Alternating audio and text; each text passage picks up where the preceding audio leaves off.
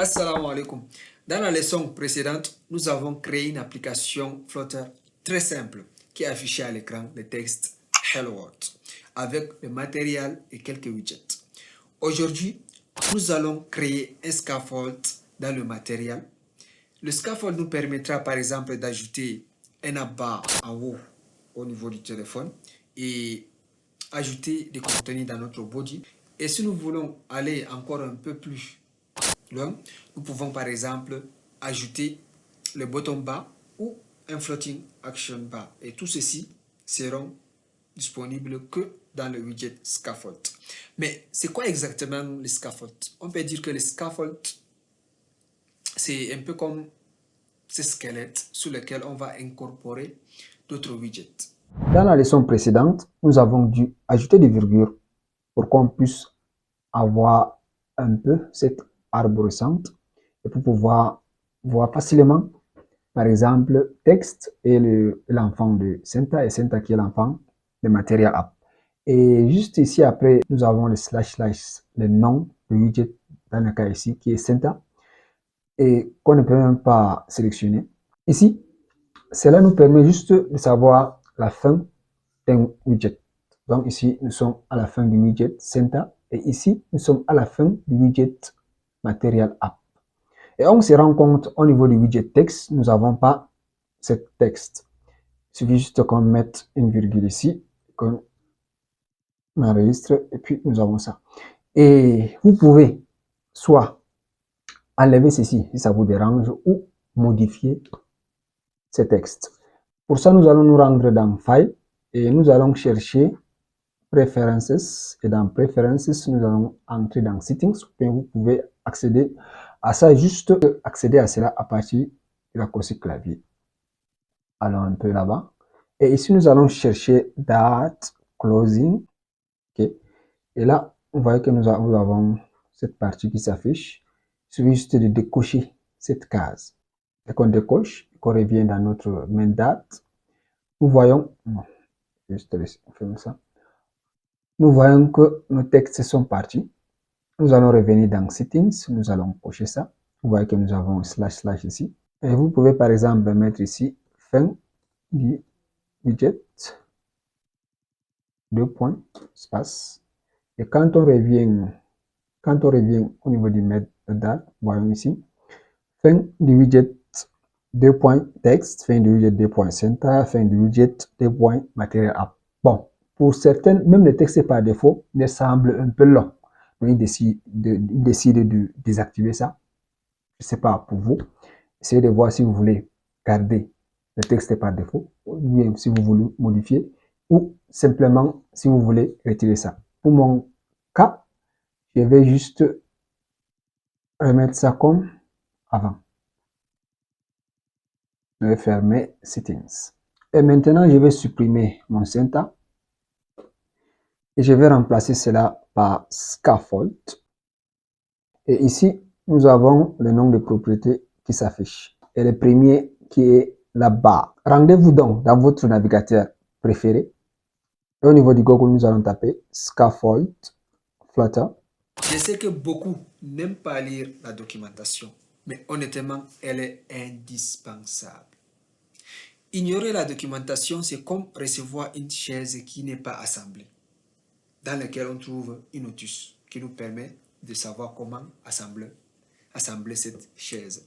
Mais quand on décide de jeter cette notice et de se dire que non, on va assembler cette chaise coûte que coûte, on peut y arriver, mais à la fin, on perdra du temps et on va se compliquer la vie. La documentation est très importante. Et nous allons cliquer sur Scaffold Class. Nous voici donc sur la documentation de la classe Scaffold, donc le widget Scaffold. Et à gauche, vous avez toutes ces classes qui découlent du matériel. Donc, vous pouvez parcourir ici. Et à droite, nous avons les propriétés des widgets dans lesquels vous êtes. Par exemple, maintenant, nous sommes au niveau du widget Scaffold. Donc, ces propriétés sont ici. Et ici, cette barre-ci vous permet de faire une recherche sur tout ce que vous voulez dans la documentation Flutter.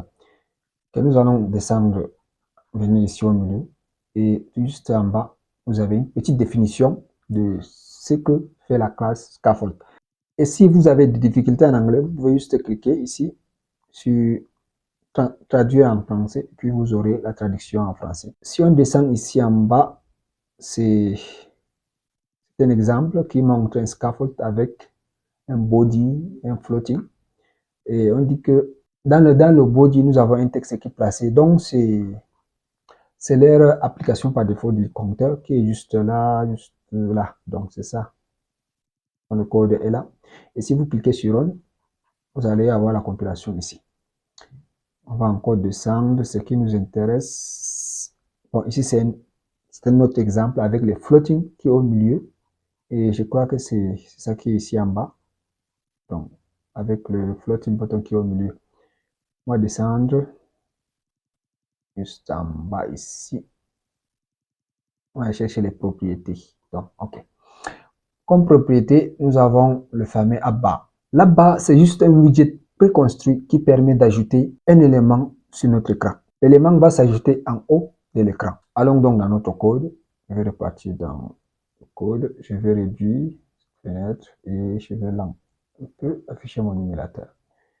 OK, ici, on va accéder à la propriété app-bar et accéder au widget app-bar.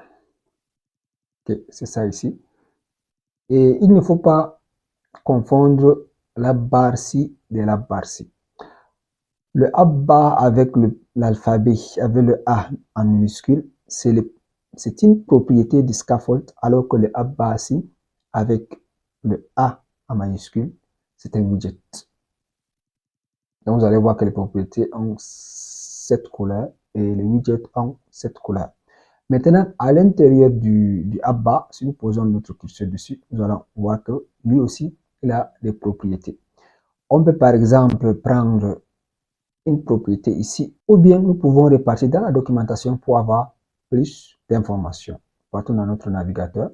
Quand vous venez ici, celui-ci, c'est la propriété app-bar. Mais nous, on veut la classe app-bar. Donc, on va taper app-bar ici. App-bar, c'est la classe qu'on veut. Bon, vous avez la définition ici. Et regardons de près cette image. C'est un peu ceci qui est là-bas. Il a par exemple title, donc le titre. Il a les leading qui permet d'ajouter des icônes. Bon, pour la plupart, c'est des icônes qu'on ajoute à côté, à gauche. Et à droite, nous avons les actions qui prend une liste. Et ici, nous avons une autre propriété qui s'appelle Flexible Space. C'est pour mettre l'espace entre la barre, soit avec le bottom, soit avec votre widget body qu'on verra tout à l'heure. Ok, on va un peu descendre au niveau de propriété. Ok, nous sommes là. Nous avons Action, mais c'est pas ça qui m'intéresse le plus. C'est Title que je veux. Voici Title. Voici Title. Et qu'est-ce qu'on dit de Title? The primary widget displayed in the app bar. C'est le widget principal qu'on affiche dans le app bar. Donc, repartons dans notre code. Je vais accéder aux propriétés Title. Et dans Title, je vais accéder au texte. Et dans le texte, je vais donner à mon application le titre I am rich. Et je veux lancer un restart complète. Ok, nous avons notre I am rich ici. Mais actuellement, nous ne voyons pas un peu trop la différence entre le app bar et le body. Pour cela, donnons une couleur à notre app bar. On peut toujours revenir au niveau du app bar et par exemple chercher un truc qui s'appelle background color. Ou si on revient dans notre documentation et qu'on descend un peu au niveau de propriété, nous allons ici voir background color. The fill color used for an app bar's material. Avec matériel, nous avons accès à plusieurs matériels widgets dans le système de couleurs. Si nous rendons par exemple dans le site Material Colors, je crois, voilà, Material Design Colors, nous pouvons soit accéder au matériel 3 ou bien au matériel 2 qui est l'ancienne version. Mais je préfère accéder au niveau de Color System ici du matériel 2, juste vous montrer un peu le système de couleurs. Ok, nous voilà sur le site de Color System. Je ne sais pas trop, ma connexion dérange trop. MTN comme Orange dérange aujourd'hui. On va descendre en bas et ce qu'on veut, c'est affiché. Ok, ici nous avons le couleur de palette. Ici nous avons le primaire, le complémentaire. Bon, voilà un peu ça. Et ici nous avons les noms. On peut accéder par exemple, on peut créer 50 ou bien on peut accéder aussi avec le hexacode ou bien avec les chiffres. En fait, tous ces couleurs vous sont accessibles sur Flutter. Je vais un peu par exemple, je sais pas, je vais utiliser un peu le light blue. Partons dans nos codes. On va accéder à la classe colors. Ok. Puis je vais accéder à light blue. Bon, si je reviens ici, je crois que le light blue 100, 200, je vais prendre light blue 200. Il suffit juste que je mette la collade ici, puis je mets 200. Voilà. C'est le start. Maintenant, nous voyons où se situe notre app. Et ici, nous avons notre texte un peu à gauche de l'écran. Nous pouvons le mettre ici. Et pour cela, il y a une propriété qui s'appelle Center Title. Je vais mettre ça blue. Donc, ça prend un emblème.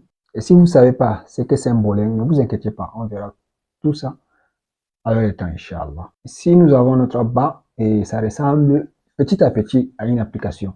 Juste là, nous avons debug. Bon, la bannière debug nous informe que ceci n'est pas la version finale de l'application. C'est une application en débogage. Donc, ils sont en train de construire cette application. On construit, on modifie, donc plein production. Et dès qu'on aura fini, et qu'on va faire un peu ce qu'on va appeler plus tard le build APK, qui va nous permettre d'avoir une application qu'on va installer sur un téléphone physique. Ceci va disparaître de façon automatique. Mais en développant comme ça, vous pouvez soit garder ça ou retirer. Moi, j'ai pris l'habitude de retirer ça. Et pour retirer, c'est simple. Vous venez juste au niveau des matériels, hop, on accède à une propriété qui s'appelle Debug Check, Show Check Panel. Ça prend aussi un volume. Je vais mettre false ou faux. Donc, pour désactiver ça, on va relancer. Et là, il est parti. Tout à l'heure, nous avons vu comment changer l'arrière-plan de la barre. Et nous avons accédé à la documentation, on a changé. Nous avons vu les couleurs que nous pouvons avoir accès dans Flutter. Je veux que maintenant, vous essayez un peu de changer l'arrière-plan, donc le background du body. Et je vous donne un indice. Il faut aller dans la documentation de Scaffold et chercher une propriété qui fait ça. Allez, faites une pause et essayez de faire ce challenge. J'espère que c'était pas difficile. On va un peu repartir dans notre navigateur. Je vais revenir ici. Et je vais un peu taper scaffold. Scaffold. Ok, scaffold class. Ok, on va descendre en bas au niveau de propriétés. Ok, on va ici juste en bas du bas. Nous avons notre propriété background. On dit quoi? The color of the material widget that underlies the entire scaffold. Donc, c'est la couleur de matériel qui, bon, je ne sais pas la définition complète, mais en tout cas, qui va changer la couleur complète du scaffold. On va relancer notre éditeur de code avec notre émulateur. Et on va un peu fermer ça. Donc, on va un peu fermer là-bas. Et juste à côté du scaffold ici, je vais mettre entrée. Je vais accéder à background color et la classe colors. Point, c'est quelle couleur? Light blue, light blue, light blue. Et si on repart dans la documentation de couleurs, ici, light blue, je vais un peu, par exemple, prendre, bon, light blue 60. Ok. Relance notre application. Je vais prendre mon téléphone ici. Voilà. Nous avons notre app et nous avons le body si nous voulons. Maintenant, on va un peu repartir dans la documentation du scaffold. Je crois qu'on bon, n'aura plus besoin du color system de fermer. Partir dans la documentation du scaffold. Et ici, la troisième propriété qui est body. On dit the primary content of the scaffold. Donc, le contenant principal, même primaire du scaffold, ça prend un widget annulable. Bon, un widget annulable. On va un peu comprendre plus tard ce que c'est qu'un widget annulable. Ok, je vais un peu réduire à bas. Je vais venir ici à la fin du scaffold. Taper Entrée. On va accéder à la propriété body. Et comme nous savons que body prend un widget, nous allons utiliser le widget center. Ok. Maintenant, dans le widget center, nous allons ajouter le widget d'image. Mais, c'est quoi ce widget d'image? On repart dans notre documentation, on cherche image, dans la classe image. Et ici, nous avons une petite définition dans le widget that display an image. Et avec une vidéo de Flutter dans leur playlist, ils ont un playlist où chaque semaine, ils mettent un widget à l'intérieur. Ils expliquent un peu un widget. Donc, c'est la vidéo ici. Si vous êtes intéressé, vous pouvez juste cliquer pour suivre ça. OK. Et ici, on nous dit que ça a plusieurs constructeurs. Et ici, nous voyons que nous avons plusieurs constructeurs pour plusieurs types d'images. Nous avons par exemple le constructeur ci, celui-ci. Mais ici, aujourd'hui, on va voir un peu comment ajouter l'image de image de network pour ajouter une image à partir d'une adresse. Et si on essaie de descendre un peu juste là, nous voyons que nous avons image et la propriété qui va nous permettre d'utiliser l'image avec un lien, c'est network image. On va repartir dans notre code et ici, je vais un peu être child image, la classe image. Et dans image, je veux un peu accéder à network. Non, à la propriété d'abord image. C'est la propriété image qui prend le widget network image. Ok, si on nous demande d'ajouter real, allons dans notre navigateur, on va un peu et je vais un peu taper diamond. Diamond. Je vais cliquer sur images. Je vais choisir l'image-ci. Si je clique sur l'image que nous avons ici, copier l'adresse de l'image. Avec l'adresse-ci, ça ne va pas fonctionner. Je vais un peu coller l'adresse-ci dans un nouvel onglet, vous allez voir. Voyons que l'adresse-ci est longue et à la fin, nous n'avons pas un truc .png. Pour cela, nous allons un peu accéder au site de l'image. Je vais cliquer sur l'image même. Puis ici, je vais un peu cliquer sur accéder au site. Et maintenant, ici, je vais encore cliquer sur l'image. Je vais copier un peu l'adresse. Je vais un peu essayer de copier le lien ici. Vous allez voir que c'est un peu différent. Voilà. Le lien ici a un point de type d'image. Donc, ceci va fonctionner dans notre application.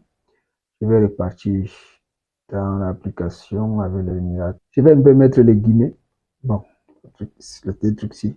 Et puis, je vais coller le lien. Je vais actualiser. Nous voyons que nous avons notre image bien centrée. Nous avons notre abat. Nous avons le body. Dans le body, nous avons un center qui permet de centrer l'image. Et nous avons notre image prise à partir de l'Internet. J'aimerais un peu qu'on revienne un peu sur le widget tree. On va un peu faire le widget tree de cette application. Pour cela, nous allons nous rendre sur notre navigateur et accéder au site draw.io. Ok, je vais choisir un peu. Je vais choisir celui-ci. Je vais le mettre ici en haut. Je vais un peu chercher mon émulateur. Ok, ici, nous avons tout d'abord le matériel. On écrit matériel ici. Matériel app. Ok. Et qu'est-ce que nous avons dans matériel? Je vais un peu repartir bon, je vais repartir dans le code. Ok, dans matériel, nous pouvons dire que nous avons, bon, des bookcheck, check panel, mais c'est pas un peu un widget visible. Mais nous avons quand même scaffold. Un scaffold. Dans le scaffold, j'ai par exemple background color. C'est quand même, on peut quand même voir que c'est visible sur l'écran. Je vais ajouter un peu, copier ça, coller, le placer ici. Ok, copier celui-ci. Ok, nous avons notre color. Et qu'avons-nous encore? Je vais un peu revenir notre abat. Nous avons aussi un abat. Je vais juste copier celui-ci, mettre ici, aussi copier celui-ci, copier celui-ci. Voilà. Si je vais mettre abat, nous avons notre abat. Dans le abat, nous avons notre widget texte. Je vais juste sélectionner ceci. Donc, je vais sélectionner ça et copier. Je vais coller. Je vais juste arranger ça. Bon, je vais mettre ça ici. Bon. Après, nous avons notre texte. Et nous avons aussi notre color. Si on veut copier ça, je vais aussi copier ça, coller, déplacer ça. Ok, nous avons aussi color. Vous pouvez ajouter center title comme mais je vais une fois aller au niveau du body. Et le body, c'est pour scaffold. Dans scaffold, je vais juste copier dessus, copier, je colle, je vais ici, ok, et déplacer celui-ci. Voilà.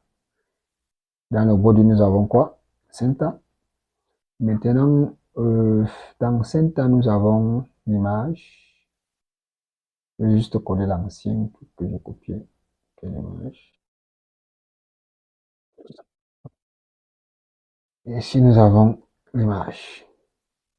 Et dans l'image, nous avons un type d'image.